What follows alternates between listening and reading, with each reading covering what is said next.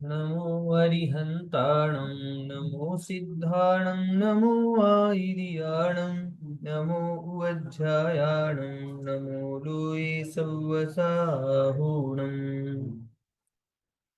ओकारं बिन्दुसंयुक्तं नित्यं ध्यायन्ति योगिनः कामदं मोक्षदं चैव ओंकाराय नमो नमः अविदल शब्द घनौगा प्रक्षालित सकल भूतल कलंकाः मुनिभिरुपासित तीर्था सरस्वती हरतु नो दुरितम्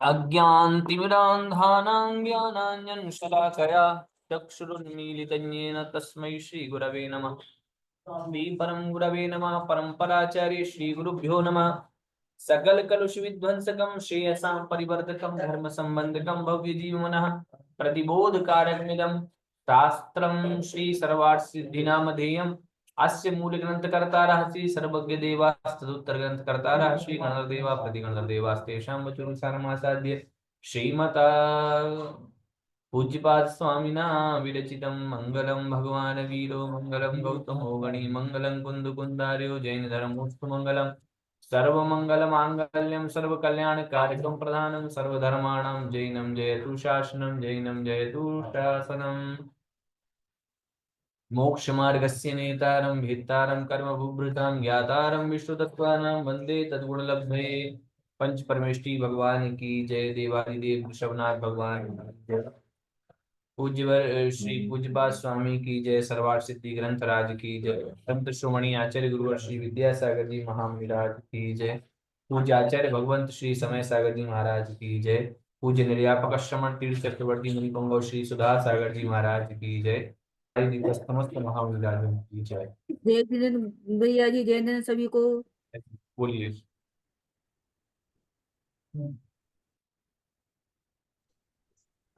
तो भैया जी जय जिनेन्द्र। भैया जी जे इसमें ये समझा दीजिए। अम, जे आपने बताए थे 9 पॉइंट बताए थे उसके। क्या बताए थे?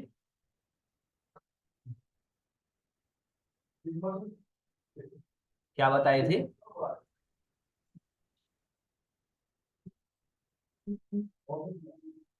भैया जी वो पूछना चाह रही हूँ कि बादल संप्राय के जो बताए थे ना, कौन से गुणस्थान तक होते हैं, कौन से गुणस्थान तक नहीं होते हैं।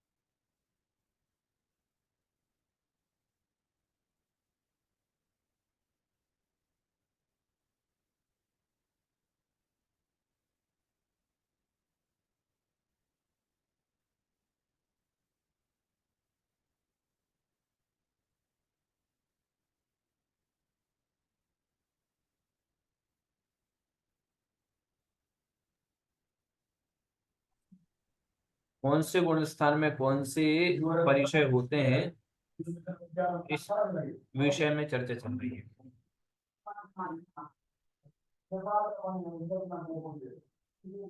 सबसे पहले कहा था कि सूक्ष्म सांपराय छदमस्त वीतरागयो चतुर्दश। सूक्ष्म सांपराय नामक 10वें गुण स्थान में और 12वें गुण स्थान में या फिर 11वें गुण स्थान तक 10, 11 और 12 में चतुर्दश परिचय होते हैं। अब यहाँ पर प्रश्न हुआ था कि यद्यपि मोहिनी कर्म की क्षय में तो अथवा उपशम में 11वें 12वें गुण स्तर में तो 14 परिशों का सद्भाव कह सकते हैं, लेकिन 10वें गुण स्थान में कषाय रहती है, तो उसके सद्भाव में 14 गुण स्थान कैसे रहेंगे।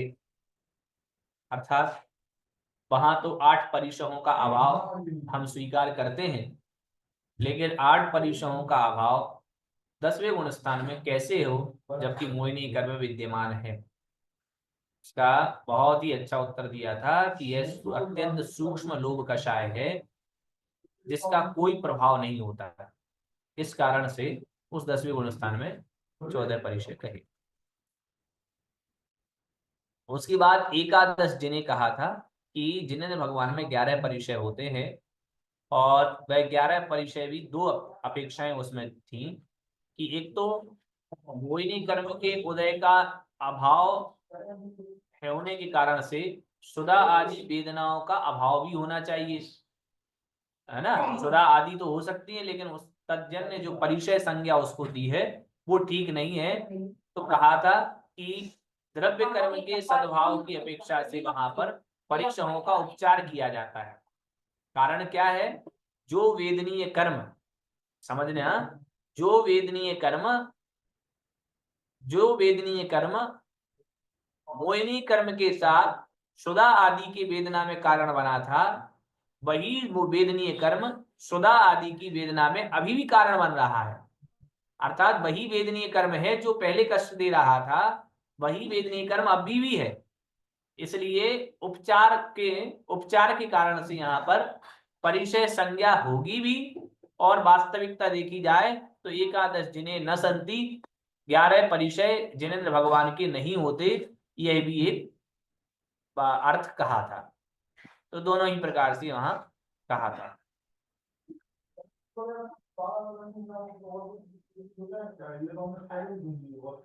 मतलब कारण की दृष्टि से तो है, लेकिन कार्य की दृष्टि से नहीं है। सुधा आदि वेदना वेदनीय कर्म के सद्भाव के कारण से है, लेकिन मोहिनी कर्म नहीं रहने के कारण से भूख लगती नहीं है, भूख की पीड़ा नहीं होती। ये कार्य की अपेक्षा से नहीं है और कारण की अपेक्षा से है, ऐसा परिभाषित किया था। उसके भैया बाद जी हाँ, अलाव क्या होता है जी 14 परिचय में दिया है, अलाव और प्रज्ञा। अलाभ मतलब लाभ नहीं होना। अच्छा। हाँ, अंतराय के कारण से लाभ अंतराय में आती है ना, 5 प्रकृतियां होती है अंतराय की। हाँ। लाभ भोग भोग भी, उसमें से लाभांतराय उनका चला जाता है। और प्रज्ञा का अर्थ है? प्रज्ञा प्रज्ञा एक बार आप पढ़ें उसमें, ये सब हमने सारे परिचयों का अर्थ क्या होता है, सारे परिचयों की व्याख्या हम कर चुके हैं। आप एक बार पढ़ें, जब आपको समझ में नहीं आए तो आप पूछ ले, ये पंक्ति हमें समझ में नहीं आई। जी। सारे परिचय लिखे हैं उसमें, सारे परिचयों की परिभाषा सूत्र में लिखी है, और जहां समझ में नहीं आए सो पूछ ले, मैं उससे आपका भी पढ़ना हो जाएगा, हो जाएगा दोनों का। फिर भैया कहा जी था, हाँ भैया जी एक मिनट। हमें प्रणव सागर महाराज जी ने जब पढ़ाया था तो उन्होंने कहा था वेदनीय कर्म जो है मोहिनी के साथ उदय में मतलब देता है, तो मोहिनी खत्म हो गया तो वेदनी का फिर कार्य नहीं रहता है, उन्होंने ये बताया था। हाँ, तो वही तो कह रहे हैं कि वेदनी हाँ। कारण की अपेक्षा से उनके एकादश परिचय है, हम्म कार्य की अपेक्षा से नहीं है। हाँ, वो इन्होंने ये बताया था ऐसे ही। हाँ, ठीक। कारण की अपेक्षा से है और कार्य की हम्म अपेक्षा से नहीं है। अच्छा, यहाँ पर सागरमल जी है क्या? सागर चंद जी, सॉरी। जी जी जय जिनेन्द्र। हाँ, मैं आपको एक शंका का समाधान बताना चाह रहा था। उस दिन शायद एक और जी किसी जी व्यक्ति ने कही कि स्वयं का पुत्र स्वयं कैसे हो सकता है, शायद इस पर चर्चा चली थी ना। जी जी जी तो जी निर्दोष सागर जी महाराज से बात चर्चा चल रही थी आज। तो महाराज जी ने इसका ये अर्थ लगाने बोला कि स्वयं का पुत्र स्वयं ऐसे हो सकता है, मान लीजिए प्रविचार की क्रिया चल रही है और प्रविचार की क्रिया के समय, मैथुन क्रिया के समय पुरुष अथवा माता दोनों के, पुरुष और महिला के उस समय पता चला कि वीर्यपात होने के जस्ट बाद उसका मरण हो जाए और उसमें गर्भ में जीव न आ पाए, गर्भ में जीव आ नहीं पाया, वीर्यपात हो गया तत्क्षण ही और उसी समय उसका मरण हुआ। तो मरण होने के बाद अंतर्मूर्त में वह वहां जन्म ले सकता है, मतलब अगले ही समय में, एक दो समय के बाद में ही, 4 समय के भीतर भीतर उसने वहां जन्म ले लिया। तो मतलब स्वयं का पुत्र स्वयं ही बन गए, इस अपेक्षा से उन्होंने बताया। बात आई समझ में? तो इसमें पुरुष का ही मरण माना जाएगा, स्त्री का थोड़ी माना जाएगा? क्यों नहीं हो सकता, स्त्री का जन्म भी तो हो सकता है ना। रज और वीर्य से मिलकर के ही तो पुत्रोत्पत्ति होती है। नहीं वो सही है, पर अगर स्त्री भी जब स्त्री का भी अगर मरण हो गया तो फिर 4 समय बाद गर्भ में कैसे जीव जाएगा? नहीं, स्त्री के लिए नहीं, केवल पुरुष के लिए होगा। जी जी जी हाँ वही। केवल पुरुष के लिए। तो इस अपेक्षा से यहाँ पर स्वयं का पुत्र स्वयं भी हुआ, यह हमें ध्यान में देना चाहिए। भैया जी इसमें एक स्टोरी भी है ना, आटे का मुर्गा में है ये 3 इंच बकरी का जीव, हाँ उसमें है ये स्वयं का पुत्र हाँ स्वयं हो गया। हाँ, वो कथा लगभग ऐसी ही है। हाँ ऐसा ही है वो। हाँ बिल्कुल सही कह रहे हैं। हम्म। तो यहाँ स्वयं का पुत्र स्वयं हो सकता है, ये बहुत अच्छी एक शंका अपने पास थी जिसका समाधान हुआ। कुछ एक शंकाएं और बीच में छूट गई थी, यदि आप लोगों को वो स्मरण में, जैसे एक और स्मरण में दिलाई थी मेरे पास है, मैं आज भूल गया उस पर चर्चा करना। तो यदि ऐसी कोई शंका हो तो, और जो अपने की कक्षा में समाधान नहीं हो पाई हो, तो आप याद दिला दे में उस। और फिर कहा था बादर सांपराय सर्वे, अर्थात सांपराय का अर्थ बताया था कषाय, और बादर का अर्थ है स्थूल। यद्यपि बादर सांपराय नाम का 9वां गुण स्थान है, लेकिन 9वां गुण स्थान ऐसा अर्थ नहीं लेना है। बादर का अर्थ सूक्ष्म स्थूल लेना है कि स्थूल कषाय में सर्वे अर्थात सभी परिचय संभव हो। ये मैंने अब बंद कर दिया। तो सांपराय अर्थात कषाय है, और सांपराय को हमने बादर सांपराय अर्थात स्थूल कषाय, तो स्थूल कषाय में सारे के सारे परिचय संभव हैं। इसमें प्रमत्त आदि संज्ञकों का सांपराय कषाय बादर सांपराय वैसे बादर सांपराय ना इदम गुणस्थान विशेषक ग्रहणम। देखो टीकाकार ने भी एकदम स्पष्ट कर दिया, ना इदम गुणस्थान विशेषक ग्रहणम, यद्यपि ये गुणस्थान का एक नाम है तथापि न इदम, अर्थात इस यहाँ पर विशेष गुणस्थान का ग्रहण विशेष नहीं करना है। किन तरही, तो कहा केवल यहाँ पर अर्थ का निर्देश करना है। अर्थ है स्थूल कषाय, तो स्थूल कषाय का ही अर्थ ग्रहण करना है। इससे क्या होगा, तेन प्रमत्तादि नाम संज्ञानां ग्रहण, उससे प्रमत्तादिक संज्ञकों का ग्रहण हो जाता है। तेषु ही अक्षीर्ण कषाय दोषत्वात्, अर्थात कषाय और दोषों के जिनका क्षीण नहीं हुआ है ऐसे उनके सभी परिचय संभव हैं। बादर सांपराय नामक जो अनिवृत्तिकरण नामक 9वां गुण स्थान है, उस 9वें गुण स्थान तक स्थूल कषाय का सद्भाव होता है। इसलिए अंत्य दीपक न्याय से इस गुण स्थान का नाम भी बादर सांपराय है। यहाँ बादर सांपराय पद से इस गुण स्थान का ग्रहण नहीं है, कि ऐसा नहीं है कि बादर सांपराय में सारे परिचय संभव है ना। यदि ऐसा अर्थ लेंगे तो ये उत्तर दे रहे हैं टीका में ही कि बादर सांप्रदायिक 9वें गुण स्थान में दर्शन मोहिनी का उदय नहीं होता, क्योंकि दर्शन मोहिनी की 3 प्रकृतियों में से सम्यक्त मोहिनी का उदय केवल 7वें गुण स्थान तक ही, अप्रमत्त गुण स्थान तक ही संभव है। क्योंकि वहां तक ही वेदक सम्यक तो कहा है। इसलिए बादर सांप्राय अर्थात स्थूल कषाय में सब परिचय संभव है, यही अर्थ लेना पड़ेगा, दूसरा अर्थ नहीं लेना कि बादर सांप्राय में, फिर तो ऐसा हो जाएगा 9वें गुण स्थान में 22 परिचय संभव है, तो 9वें गुण स्थान में नहीं, स्थूल कषाय की सद्भाव में सारे परिचय संभव है।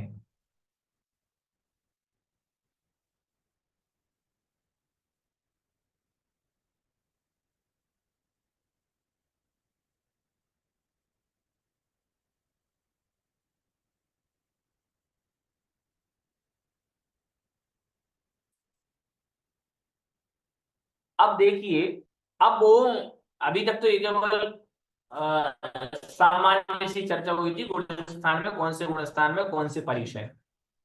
अब हमें अर्थ लेना चाहिए किस प्रकृति से कौन से परिचय होते हैं, अर्थात 8 जो प्रकृतियां हैं, ज्ञानावरण, दर्शनावरण, बिंदी, मोहिनी, आयु, नाम, गोत्र, अंतराय, ये प्रत्येक प्रकृतियों के सद्भाव में कौन कौन से परिचय हो सकते हैं उसकी चर्चा आप करेंगे। कहा ज्ञानावरणे प्रज्ञा ज्ञाने। अब कोई व्यक्ति यदि ये कहे कि किस गुण स्थान में कौन से परिचय हो सकते हैं, तो वह स्वयं अब लगा सकता है, क्योंकि अभी पहले अपन समझ लें कर्मों को कि कौन से कर्म से कौन सी प्रकृतियां हैं, कौन सी कर्म से कौन से परिचय हो सकते हैं, वो जान लेंगे तो हमें सारे परिचय कहाँ कहाँ तक हो सकते हैं यह बात बहुत अच्छे से स्पष्ट होगी। इसलिए पहले यह जाने कि ज्ञानावरण के सद्भाव में कौन कौन से परिचय हो सकते हैं। तो ज्ञानावरण के सद्भाव में ज्ञानावरणे प्रज्ञा ज्ञाने, ज्ञानावरण के सद्भाव में प्रज्ञा और अज्ञान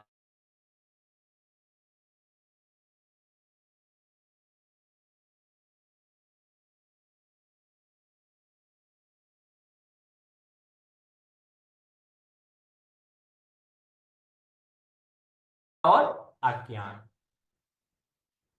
इदम अयुक्तम वर्तते, किसी ने कहा कि ये तो अयुक्त है, ये सही नहीं है, तो कहा किमत्र अयुक्तम, यहां पर अयुक्त क्या है, ठीक क्या नहीं है यहां पर।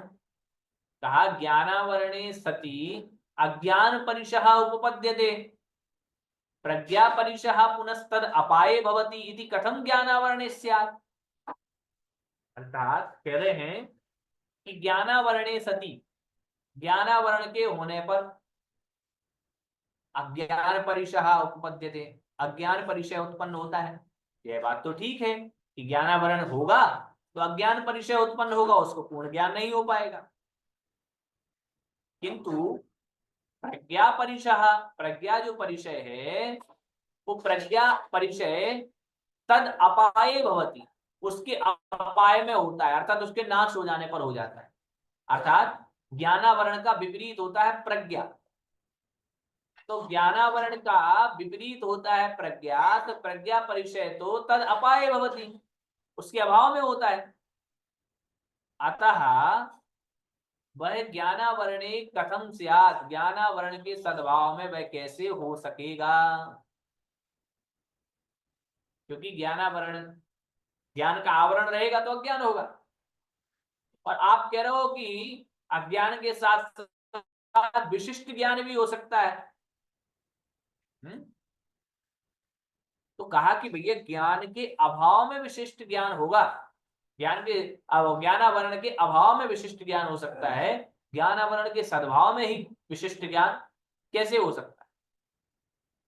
समाधान कह रहे हैं इत्यत्र उच्यते, यहाँ कहते हैं कि शायोपशमिकी प्रज्ञा अन्यस्मिन् ज्ञानावरणे सति मदम जनयति न सकलावरण क्षये इति ज्ञानावरणे सति उपपद्यते। कि जो शायोपशमी की प्रज्ञा है, प्रज्ञा जो है विशिष्ट ज्ञान है, वह शयोपशम पर निर्भर है। तो शयोपशम पर जो निर्भर है प्रज्ञा, वह प्रज्ञा अन्यस्मिन् ज्ञानावरणे सति, ज्ञानावरण के होने पर मदम जनयति, मद को उत्पन्न करती है। लेकिन सकल आवरण क्षय, संपूर्ण ज्ञानावरण का क्षय हो जाने पर वह मद को उत्पन्न नहीं करती है। इसलिए कहा कि ज्ञानावरण के होने पर प्रज्ञा अर्थात प्रज्ञा क्या हो गया? विशिष्ट ज्ञान हो जाने पर अपने आप में अभिमान करने लग जाना, अपने भीतर अभिमान का भाव हो जाना कि मुझे इतना सब कुछ आता है परंतु मेरी पूछ नहीं है, ये नहीं है, वो नहीं है, ये जो भाव हो जाना, ये प्रज्ञा परिचय है। तो प्रज्ञा परिचय और अज्ञान परिचय जो है वो दोनों के दोनों ज्ञानावरण के सद्भाव में ही होंगे, क्योंकि ज्ञानावरण के सद्भाव में ही जब सायुक्षमिक ज्ञान अधिक होगा, अधिक अधिक सायुक्षम होगा, तो विशिष्ट ज्ञान होता जाएगा, वही प्रज्ञा उत्पन्न होती जाएगी। और जब प्रज्ञा उत्पन्न होगी तभी ना मद के भाव आएंगे। इसलिए वो कहते हैं कि भैया ज्ञानावरण के रहने पर ही, ज्ञानावरण के सायुक्षम होने पर ही मद उत्पन्न हो सकता है। अगर संपूर्ण ज्ञानावरण का क्षय हो जावे तो फिर मद उत्पन्न होगा ही नहीं। इसलिए ज्ञानावरण के सद्भाव में प्रज्ञा और अज्ञान, ये दो परिचय होते हैं।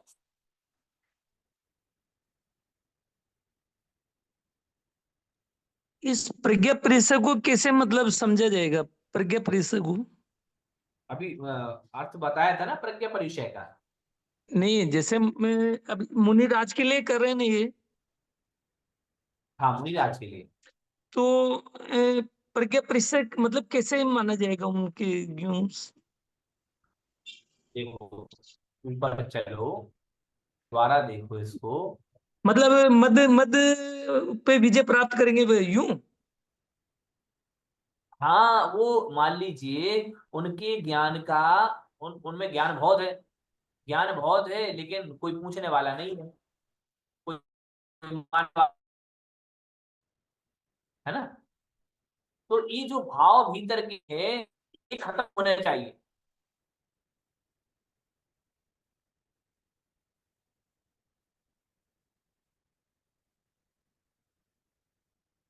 तो एक बार और देखो, विशेषार्थ में बताया है भैया जी, नीचे विशेषार्थ है ना।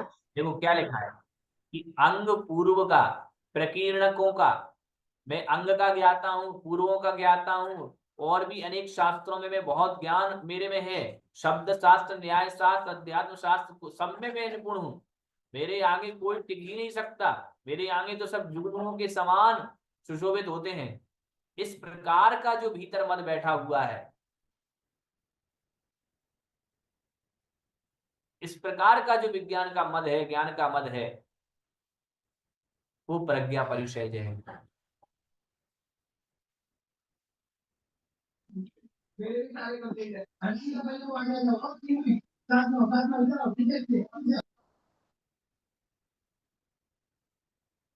तो ये उत्पन्न तभी होगा जब विज्ञानावरण रहेगा, ज्ञानावरण का नाश होगा तो वो रहेगा ही नहीं। मन में ऐसे भाव आना साधु के कि मैं इस प्रकार का विद्वान हूँ, मेरे भीतर तो बहुत ज्ञान है, ज्ञान का मैंने सृजन कर लिया, आपने सर्जन कर लिया अपने भीतर।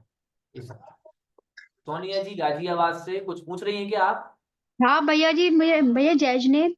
जी जय जय, बोलिए। भैया जी ये पूछे थे माशा उनके मन में विचार आया तो अहंकार मतलब मान मान कसाय के रूप में आएगा ये, मतलब मान आ गया कि मैं सबसे ज्यादा ज्ञानी हूँ, मुझे फिर भी कोई नहीं पूछना, मतलब इस नहीं, टाइप।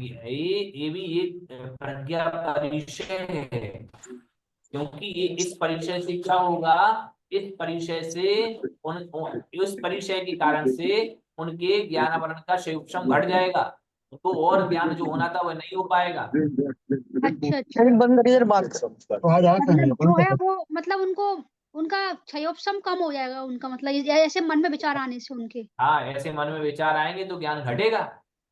जी जी भैया, तो इसमें कसाय का मतलब कोई, इसमें कोई मतलब वो नहीं माना जाएगा कसाय का उनको। देखो काषायिक परिणाम तो रहते ही हैं, अच्छा अच्छा, परिचय आदि काषायिक परिणाम ही तो है, परिचय आदि होंगे, काषायिक परिणामों का जब उदय आएगा तो वो परिचय के रूप में उदय आ जाएगा, पर फल के रूप में।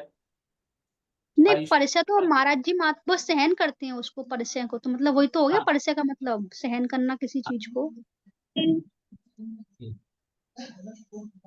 वो परिचय जय है वो।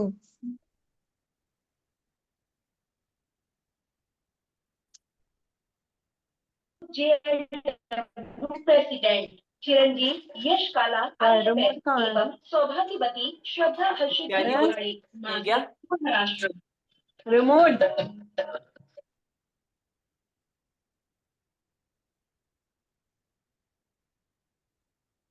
एक नाव में 2 सवारी कर रहे हैं लोग, हाँ 2 नाव की सवारी कर रहे हैं, मतलब उधर भी चला रखा है, माइक भी खोल रखा है, इधर सुनना भी चाहते हैं और माइक भी खोल रखा है।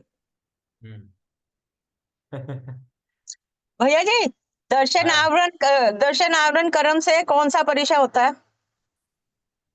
अभी रुको तो, अभी क्या कह रहे, जब तक विषय पूरा नहीं हो रहा है तब तक प्रश्न नहीं पूछना। ठीक है। हाँ अब देखो विशेषार्थ देखो, कोई भी किसी भी कर्म के परिचय को नहीं पूछेगा जब तक अपन पूरा नहीं पढ़ रहे। जब इसमें नहीं आएगा तो अपन को पूछना है कि हाँ यहाँ ये नहीं आया, फिर अपन बताएंगे। जब तक, क्योंकि होता है एक ही बाद में वही विषय आना होता है, इसलिए ठीक है। थोड़ा सा सब्र कर। पुनः अपरयोः परिचययोः प्रकृति विशेष निर्देशार्थमाह, पुनः आगे के परिचयों की, आगे 2 परिचयों की प्रकृति विशेष का निर्देश करने के लिए कहते हैं। विशेषार्थ देख लेते हैं। विकल्प का अर्थ श्रुत ज्ञान है, इसलिए जहां तक श्रुत ज्ञान होता है वहां तक मैं अधिक जानता हूं यह कुछ भी नहीं जानता, ऐसा विकल्प देखा जाता है। यद्यपि इस प्रकार का विकल्प करने वाले व्यक्ति को अधिक ज्ञान का लाभ ज्ञानावरण कर्म के प्रकृष्ट शैवक्षम से होता है, उसके ज्ञानावरण कर्म का प्रकृष्ट शैवक्षम है, इसलिए उसको इतना अधिक ज्ञान है। तथापि जब तक शायुपशमिक ज्ञान होता है तभी तक यह विकल्प होता है, और शायुपशमिक ज्ञान उदय सापेक्ष होता है, अर्थात हमेशा तो टिका नहीं रहेगा। इसलिए यहाँ पर इस प्रकार से विकल्प का मुख्य कारण ज्ञानावरण कर्म का उदय है। बहुत से जीवों को मोह का उदय रहते हुए भी ऐसा भाव होता है कि मैं महाप्राज्ञ हूं, बड़ा विद्वान हूं, मेरी बराबरी करने वाला अन्य कोई नहीं। पर यहाँ मोह के उदय से होने वाले इस भाव का ग्रहण नहीं किया है। यहाँ तो अपनी अज्ञानतावश जो अल्प ज्ञान को महाज्ञान मानने का विकल्प होता है उसी का ग्रहण किया है। इस प्रकार ज्ञानावरण के सद्भाव में प्रज्ञा और अज्ञान ये 2 परिचय होते हैं, यह निश्चित होता है। जो 2 परिचय हैं वो किस प्रकृति का होते हैं वो है बताते हैं। दर्शन मोहांतरायोर दर्शनालाभौ। रेणुका जी आपका उत्तर आ गया। दर्शन मोहांतरायोर दर्शनालाभौ। दर्शन मोह नीचे आ रहा है, दर्शन मोह ये तो दर्शन मोहिनी है। दर्शन मोह और अंतरायो, अंतराय, दर्शन मोह से और अंतराय से, दर्शन मोहिनीय और अंतराय इन दोनों के सद्भाव में आदर्शन और अलाभ, आदर्शन और अलाभ ये 2 परिचय होते हैं। दर्शन और अंतराय इन दोनों में की सद्भाव में आदर्शन और अलाभ अर्थात दर्शन मोह के उदय में आदर्शन और अंतराय के सद्भाव में अलाभ, ये 2 परिचय क्रमशः, मतलब दर्शन मोह से आदर्शन और अंतराय से अलाभ। यथा संख्या अभिसंबंध, यहाँ पर यथा संख्य संबंध कर लेना चाहिए, अर्थात दर्शन मोह अंतराय ये भी 2 हैं और आदर्शन और अलाभ भी 2 हैं। तो जैसी संख्या कही अर्थात दर्शन मोह के साथ आदर्शन को लगा दो और अंतराय के साथ अलाभ को लगा दो, ये यहाँ पर कहना चाहते हैं। दर्शन मोहे अदर्शन परिचय हो, दर्शन मोह के सद्भाव में आदर्शन परिचय होता है, और लाभांतराय, लाभांतराय के सद्भाव में अलाभ परिचय, अलाभ परिचय होता है। भैया जी रेणुका बेन जी का माइक बंद करवा दीजिए। जी जी जी ये माइक बंद करें, कर लीजिए बंद। आह यदि आद्ये मोहनीय भेदः एकः परिचयः अथ द्वितीयस्मिन् कति भवन्ति इत्यत्र उच्यते। अब आगे के सूत्र में कहा जाएगा कि जब आगे के मोहिनीय के भेद में, मतलब दर्शन मोहिनी, मोहिनी के दो भेद हुए, दर्शन मोहिनी और चारित्र मोहिनी है, तो जो दर्शन मोहिनीय भेद हुआ, उस दर्शन मोहिनी के सद्भाव में एक परिचय होता है, तो दूसरे मोहिनी कर्म अर्थात चारित्र मोहिनी कर्म के सद्भाव में कितने परिचय होंगे, इसके विषय में आगे के सूत्र में कहेंगे। तब तक विशेषार्थ देखिए कि दर्शन मोह से यहाँ सम्यक तो मोहिनी प्रकृति ली गई है। इसका उदय रहते हुए चल, मल और अगाढ़ दोष उत्पन्न होते हैं। अर्थात सम्यक्त प्रकृति जिनके उदय में रहती है, उनके सम्यक्त में चल, मल और अगाढ़ से दोष उत्पन्न होते हैं। अब चल दोष क्या कहलाता है, उसका भी उत्तर देते हैं कि सम्यक्त के रहते हुए भी आप आगम और पदार्थों के विषय में नाना विकल्प होना, ये चल दोष है। श्रद्धांत तो है, सम्यक्त तो है, लेकिन फिर भी शंकाएं हैं। आप आगम और पदार्थ है ना, इन सब विषयों में शंकाएं हैं, नाना विकल्प हो रहे हैं, ये चल दोष है।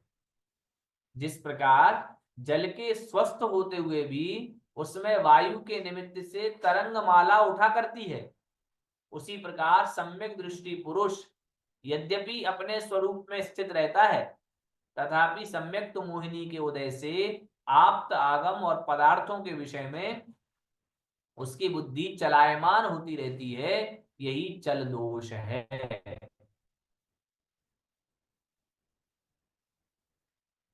फिर मल दोष कहते हैं। इसका कोई एक उदाहरण दीजिएगा ना भैया जी। किसका? चल दोष का? हाँ, तो ये मानिए कि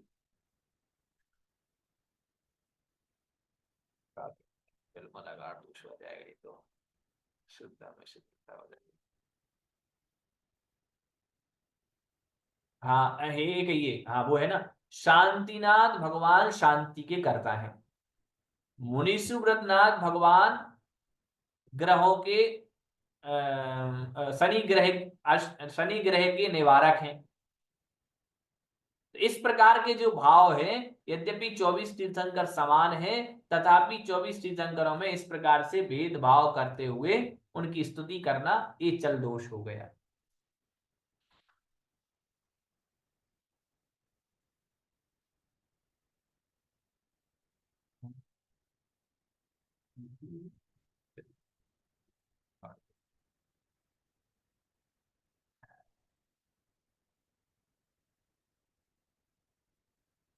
नहीं नहीं नहीं, थोड़ा सा मैंने शायद ये उदाहरण शायद अगाढ़ का दे दिया है ना।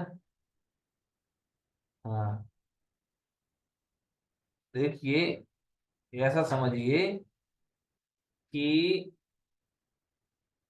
मंदिर बनवाया और मंदिर बनवा करके ये जिनेंद्र भगवान का मंदिर, अरहंत भगवान का मंदिर, अरिहंत भगवान का ये जिनबिंब आदि में ऐसी कल्पना होना कि यह मेरा मंदिर है, ये मेरे देव हैं, और दूसरों ने जो बनवाए हैं जिन मंदिर या जिन देव आदि, उसमें ऐसा भाव होना कि ये उनका फलाने का मंदिर है, ये तो उनके देव हैं, ये चल दोष है।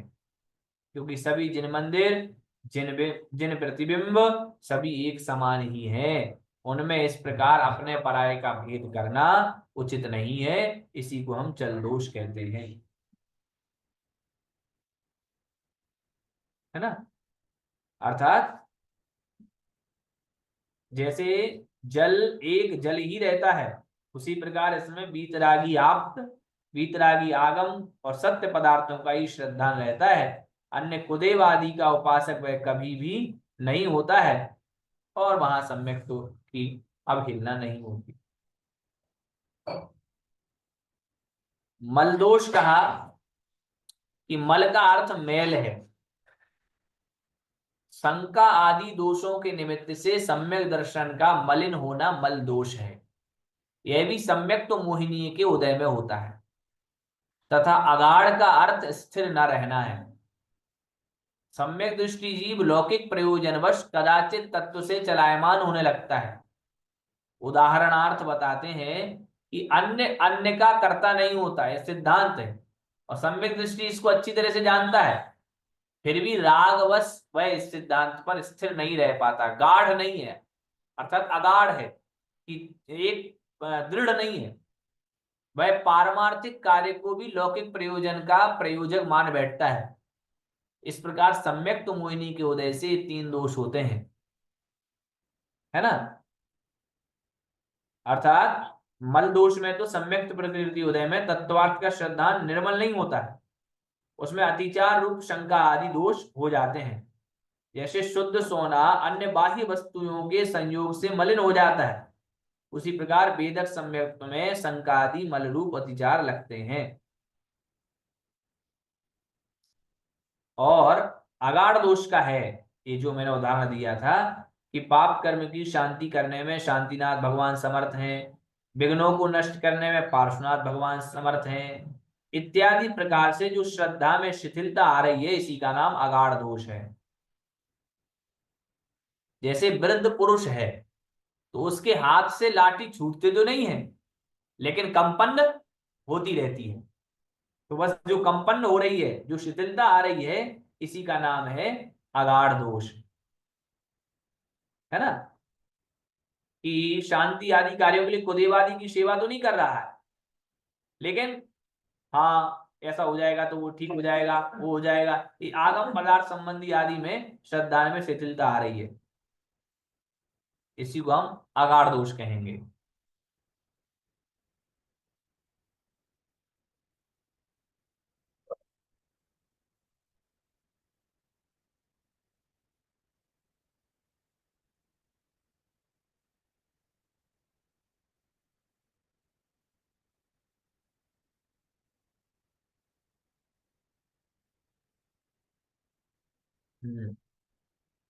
फिर कह रहे हैं, हाँ,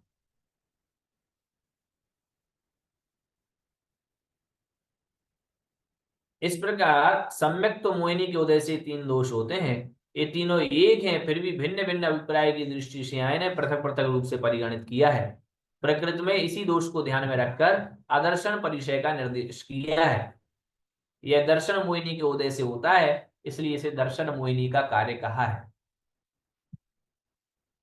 भोजन आदि पदार्थों का न प्राप्त होना अन्य बात है, पर भोजन आदि पदार्थों के न मिलने पर जिसके अलाव परिणाम होता है, हमें तो कुछ मिला ही नहीं, हमें तो इतना सब कुछ हो गया, परंतु फिर भी मुझे कुछ पूछ नहीं रहे हैं कोई, मुझे तो कुछ प्राप्ति नहीं हो रही है, आहार आदि की प्राप्ति नहीं हो रही है, उसका वह परिणाम लाभांतराय कर्म का कार्य होने से अलाभ को लाभांतराय कर्म का कार्य कहा है। पर के लाभ को स्व का लाभ मानना मिथ्यात्व दर्शन मोहिनी का कार्य है, इसलिए यहाँ इसकी विवक्षा नहीं है। यहाँ तो अलाभ परिणाम किसके उदय में होता है, इतना ही विचार किया गया है। इस प्रकार आदर्शन भाव मोहिनी कर्म का और अलाभ भाव लाभांतराय कर्म का कार्य है, यह निश्चित होता है। तो इस प्रकार से दर्शन मोह के सद्भाव में आदर्शन और अंतराय के सद्भाव में अलाभ परिचय होते हैं।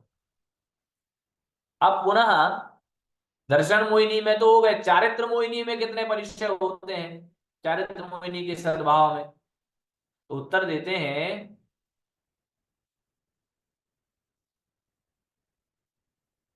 चारित्र मोहे नाग्न्या रति स्त्री निषद्याक्रोश याचना सत्कार पुरस्काराः।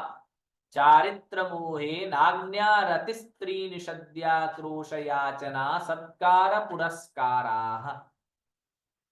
चारित्र मोहिनी के उदय में नाग्न्य, अरति, स्त्री, निषद्या, आक्रोश, याचना, सत्कार, पुरस्कार, ये परिचय होते हैं। तो कुल मिलाकर के 7 परिचय चारित्र मोहिनी कर्म के सद्भाव में होते हैं। नाग्न, अरति, स्त्री, निषद्या, आक्रोश, याचना और सत्कार पुरस्कार। इस प्रकार से ये 7 परिचय चारित्र मोहिनी के सद्भाव में होते हैं। इसीलिए जब अपन सूक्ष्म सांपराय और छद्मस्त वीतराग गुणस्थान की चर्चा पढ़ रहे थे, तो उस समय में 8 परिचयों को घटाया था। क्यों घटाया था? मोहिनी कर्म के अभाव के कारण से। तो क्योंकि ये नाग्ने अरति स्त्री निषद्या शय्या आक्रोश और सत्कार पुरस्कार और एक हो गया आपका आदर्शन। ये 8 परिचय मोहिनी कर्म के सद्भाव में होते हैं, तो मोहिनी कर्म का अभाव हो जाने से। अच्छा, फिर कह रहे हैं, शंका कर रहे हैं यहाँ पर कि पुम वेदादयादि निमित्तत्वान् नाग्न्यादि परिशहाणाम मोहोदय निमित्तत्वं प्रतिपद्यामहे। कि जो पुम वेद आदि निमित्तत्वात् अर्थात पुरुष वेद आदि के निमित्त से नाग्न्यादि परिशहाणाम, नाग्ने आदि परिचय, नग्नता आदि जो परिचय हैं वो तो पुंवेद आदि के निमित्त से होते हैं। अर्थात पुंवेद होगा, यदि पुरुष वेद होगा तो ही ना नाग्ने आदि परिचय रहेंगे। इसलिए मोहोदय निमित्तत्वम, मोह का उदय उनका निमित्त है, ऐसा प्रतिपद्यामहे, ऐसा कहना चाहिए। परंतु निषद्या परिशह से कथम, निषद्या परिचय जो है वो मोहिनी कर्म के उदय से होता है, ये बात समझ में नहीं आई। क्योंकि निषद्या परिचय का कार्य तो ये है नहीं है। उत्तर दे रहे हैं, तत्रापि प्रणिपीड़ा परिहार्थत्वात्। कह रहे हैं भैया, प्राणियों की पीड़ा के परिहार, दूर करने की, परिहार करने अर्थात दूर करने की अपेक्षा से, प्राणियों के पीड़ा की परिहार को, प्राणियों के पीड़ा को दूर करने की मुख्यता से वो भी मोह के उदय का निमित्तक है। क्यों? क्योंकि मोहोदय सती, मोह का उदय होने पर ही प्राणी पीड़ा परिणामा संजायते इति, प्राणियों को पीड़ा जो है वो मोहिनी कर्म के उदय होने पर ही होती है। अर्थात मोहिनी कर्म के उदय के निमित्त से ही प्राणियों को पीड़ा परिणाम है। क्योंकि मोहोदय के, मोह का उदय होने पर ही प्राणियों के पीड़ा रूप परिणाम होता है। इसलिए प्राणियों की पीड़ा के परिहार की मुख्यता को लेकर के यहाँ पर मोहनीय कर्म के उदय के कारण से ही जो है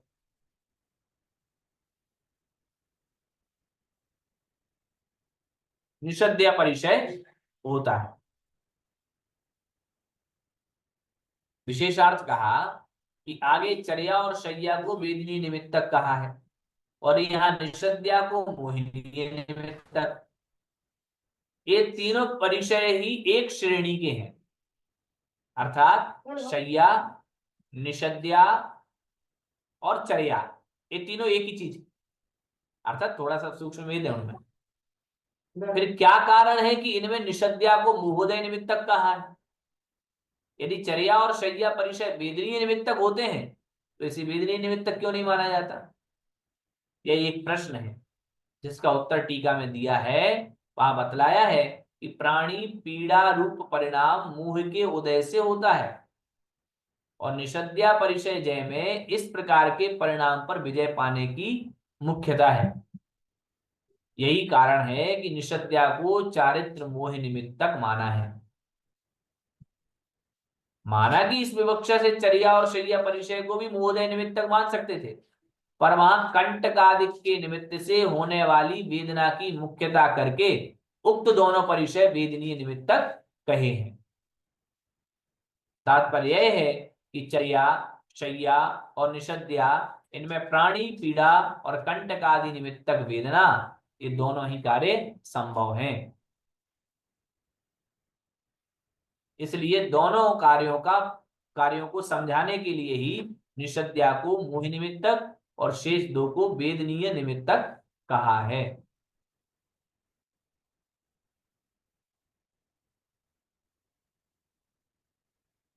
बोलिए अब। भैया जी एक बार फिर से समझा देना शॉर्ट में। शॉर्ट में यही कहा है कि पुरुष वेद के उदय से नागन्यादि परिचय होते हैं, लेकिन यहाँ पर तो आप कह रहे हो कि ये महोदय के निमित्त से हो रहे हैं। तो मतलब महोदय के निमित्त से नागन्यादि परिचय होते हैं, ऐसा आप कह रहे हो। ठीक है भाई, मान गए। लेकिन जो निषद्या परिचय है वो मोहिनी कर्म के उदय से कैसे संभव है? उत्तर दे रहे हैं कि प्राणियों के पीड़ा को दूर करने की मुख्यता अथवा प्राणियों को पीड़ा के परिहार की मुख्यता होने से, मतलब उसमें भी प्राणियों को पीड़ा देने का, मतलब प्राणियों को पीड़ा से छुटकारा दिलाने के लिए वह परिचय है जय, उस पर परिचय जय होता है। तो वह मोहोदय निमित्तक माना गया है। क्यों माना गया है? क्योंकि मोह के उदय होने पर ही प्राणियों को पीड़ा रूप परिणाम होता है। ओके ओके ठीक है जी। इसलिए यहाँ पर निषद्या को मोहिनी निमित्तक कहा है। जी और कोई ठीक है। आज के विषय में और कोई बात हो तो कहें।